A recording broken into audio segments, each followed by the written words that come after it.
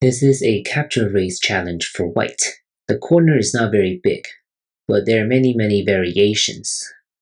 And black is quite resilient, despite the weaknesses in its shape.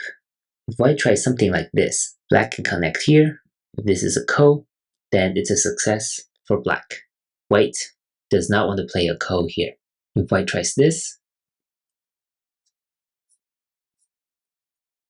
then this will become a real eye versus no eye situation.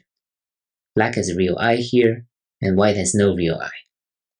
And white will die this way. If white tries something like this, then similarly this will be a ko. And white does not want to play this.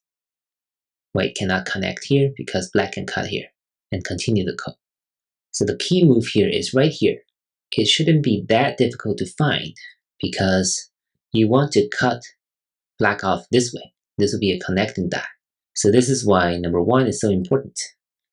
It forces black to connect here, or here, or here.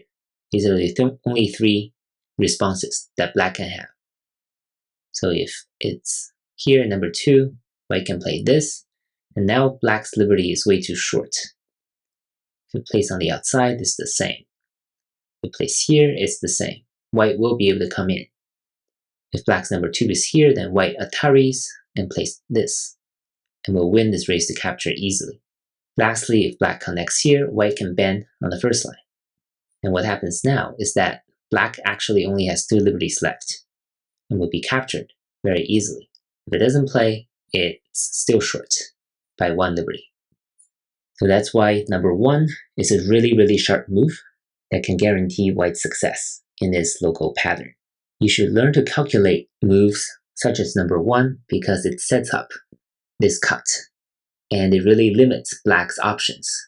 It also eliminates a lot of variations that involve the ko.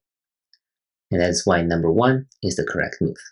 Hope you enjoyed it, and I'll see you in the next video. Thank you.